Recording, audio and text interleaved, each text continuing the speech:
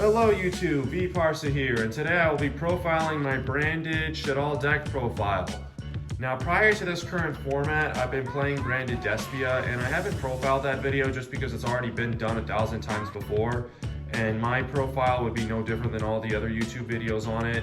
However, it has gotten a little boring and stale, and I did want to spice things up a little bit by mixing in the Branded engine with the Shaddoll component.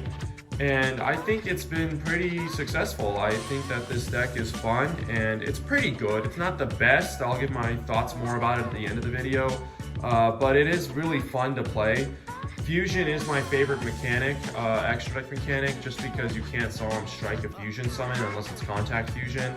And these are the two best fusion mechanics, so why not combine them together? And there is a lot of synergy. So let's go ahead and get into the deck profile. Now I am going to go over the different engines instead of just monster spells and traps. So first let's go ahead and get into the Shaddoll component of the deck. Okay, so for the Shaddoll component, let's go and get into the Shaddoll monsters first. It's going to be 2 copies of Wendy, 2 copies of Squamata, 2 copies of Hedgehog, and then 1 copy of Ariel, 1 copy of Beast, 1 copy of Dragon. 9 Shaddoll monsters, and it's been working out pretty well for me. I always want to try to fit Falco into the deck whenever I play Shaddolls, but the problem with Falco is that it really, for Falco to work the best that it can, you need to be playing Sinister Shadow games with the deck. And this is more of and Sinister Shadow games is fine if you're playing a slower trap control version. But this is a more fast, aggressive combo version. So we're not going to play Sinister Shadow games to slow us down, and as a result, we're not going to play Falco. In addition to that, because this is a fast combo version of the deck, you should be winning the duel before Falco ever needs to come up. Alright, you should be winning the duel before you ever need to revive a Shaddoll from the grave. Heck, I've never even used Ariel's effect to revive something from the banished pile. And the honorary Shaddoll monster I'm also playing to help the Shaddoll component is 3 copies of Gale Dogra.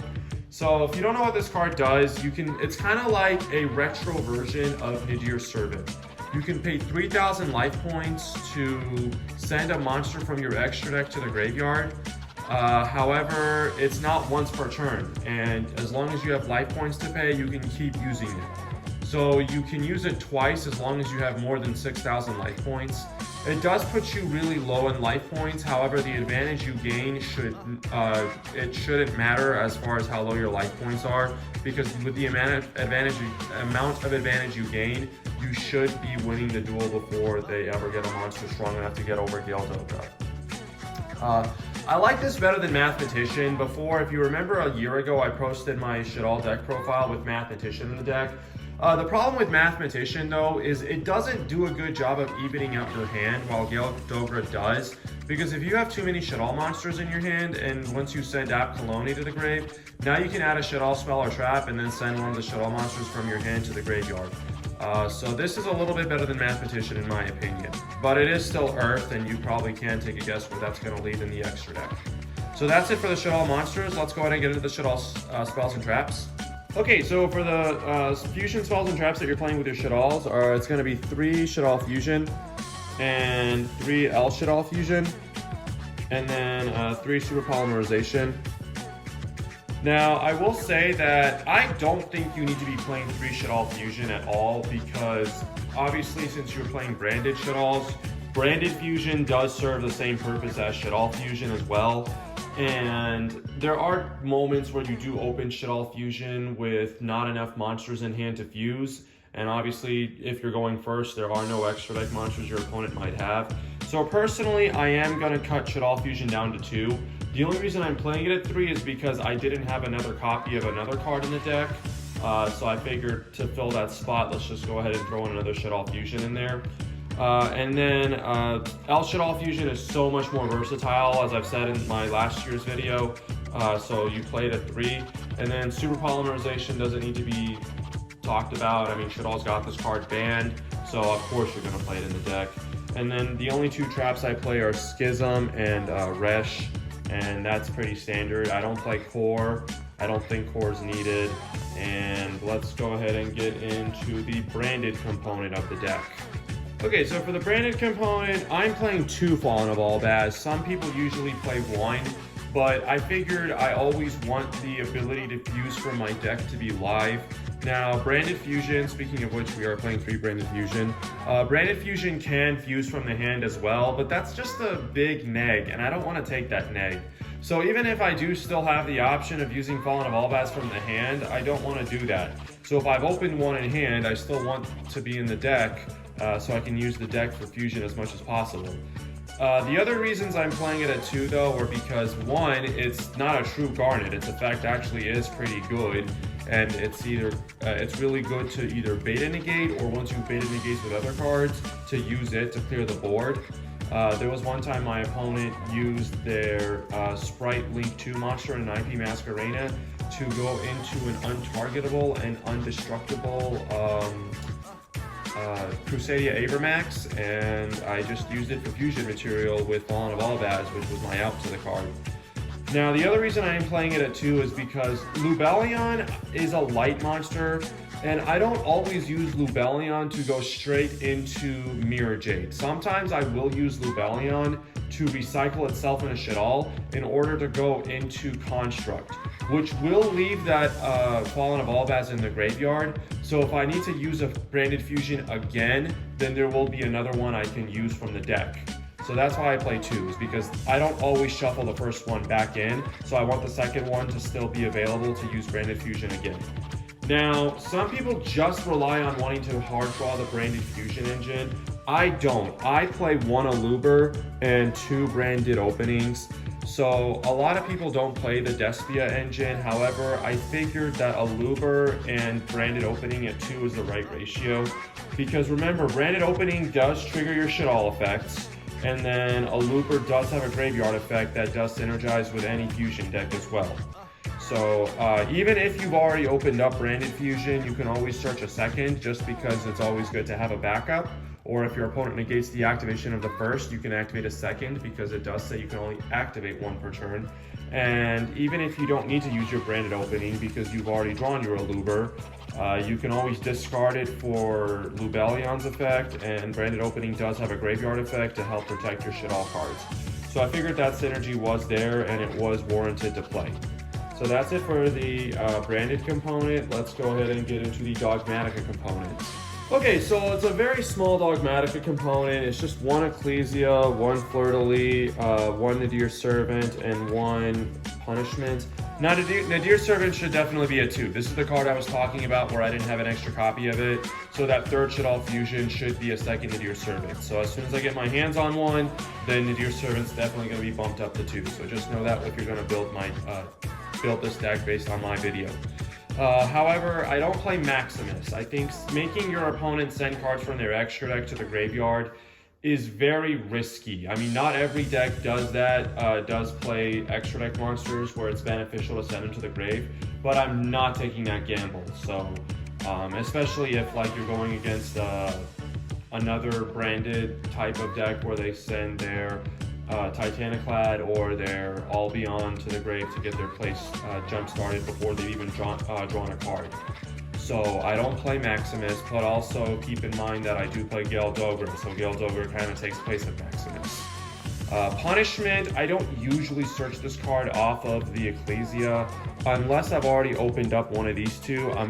Then I search Punishment, but for the most part, I'm searching Fleur-de-Lis off of Ecclesia nearly every single time, just because Punishment does lock you out of the extra deck, and in this deck, you sometimes really cannot afford to lose that tempo, even as strong as Punishment is for its effect to send like an Ents or something. Alright, so let's go ahead and get into just the rest of the support cards. Alright, as far as everything else goes, the only hand trap I play is just Ghost Ogre. This hand trap, this format is really good, either to hit the rank 2 for Sprite, I forgot its name, and then of course the 1 Fairy Tale Snow. I don't think you need to get too crazy on hand traps in this deck. This deck is all gas, and usually you should have enough resources to push through your opponent's plays. I've had moments where I've had my opening hand be like super polymerization, Shaddoll fusion, branded fusion, and that's just so much power that the other decks just usually can't stop that unless you're getting floodgated. And then speaking of floodgates, I am playing one Feather Duster. Hopefully one day I don't have to main deck this card, and hopefully one day Mystic Mind does get banned, and then the one Called by the Grave, just because this card is busted and probably should be banned one day. That's it for the main deck, guys. It's 41 cards. You probably could cut it to 40, but there's just, looking at these ratios, there's nothing I'd really want to cut. So let's go ahead and get into the extra deck. Okay, for the Shaddoll extra deck cards, 2 Construct. I desperately do want to bump this card to 3, however the extra deck is just so tight that I really can't do that. 2 copies of Winda, 2 copies of Apollone, and then of course, I am playing 1 copy of Shekinaga. Now, Shekinaga is not really in here because of his effect. Now, don't get me wrong, its effect is good. However, the Shaddoll lineup is just usually really small. I don't have a lot of Shaddoll cards in hand for it to really be a threat.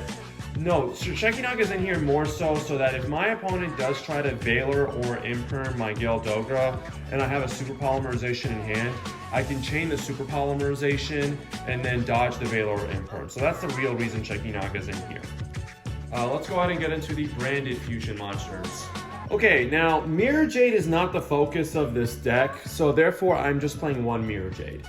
Mirror Jade is not so much the win condition, of course it's Construct and Winda. Mirror Jade is just in here to put more pressure on your opponent and not be able to just attack over the Winda that easily. I am playing 2 Lubellion. Now, I'm kind of on the fence about this card. I really do want to have the second copy just in case the first one does get stopped.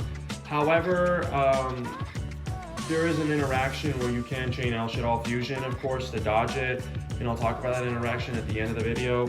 However, Lubellion at 1 would be ideal, and I do want to use the second copy for the other All-Bass Fusion that can search a fusion spell in the end phase, which will be your Shaddoll Fusion.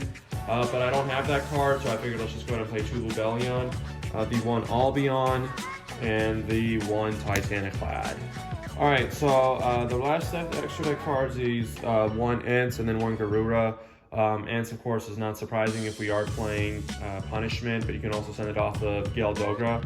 And then Garura, I mean, every now and then you do get someone who plays Sprite and they do choose to play Duke Frog. So if they do make that mistake, then you gotta make him pay for it if you open the Super Poly.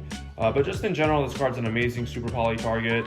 And then, of course, the 1 copy of Gravity Controller. Because if you don't see your Branded component and you're just forced to play Shaddolls, it is probably best to get rid of your Construct or whatever, or even Apollone in the extra monster zone to get the Graveyard Effect component of it. For the interaction I was trying to talk about with Lubellion, let's say you summon Lubellion, use its effect, and your opponent, or your opponent may or may not have it. Even if they don't, this is still a pretty good combo. But let's say you summon Lubellion, use its effect, and your opponent tries to Valor or Imperm it. You can chain El Shaddoll Fusion, and then get rid of the Lubellion to summon a Construct or something. Now, Lubellion does not have to stay on the field to use as fusion material. So even if Lubellion goes to the graveyard for fusion material, he can still use himself in the graveyard, banish pile, or whatever to fuse with. And I kind of got that idea off of the pure version when I changed Branded and Red to dodge Valor or Imperm. So you basically get 2 uses out of your Lubellion. Now, final remarks of the deck. I think this deck is very fun. It can be good. Like any fusion deck goes, there are moments you do brick because you've opened up too many fusion materials and no fusion spells, or vice versa. However, I think that this deck does have potential, but it's not something I would suggest if you want to just win with and top your regionals and locals with. This is just meant to be a fun deck. I'm just trying to have a little bit of fun before I go back to probably playing the pure branded version of the deck and adapt it for this format. But this has been my deck profile. Please look out for future content. V Parsa signing off.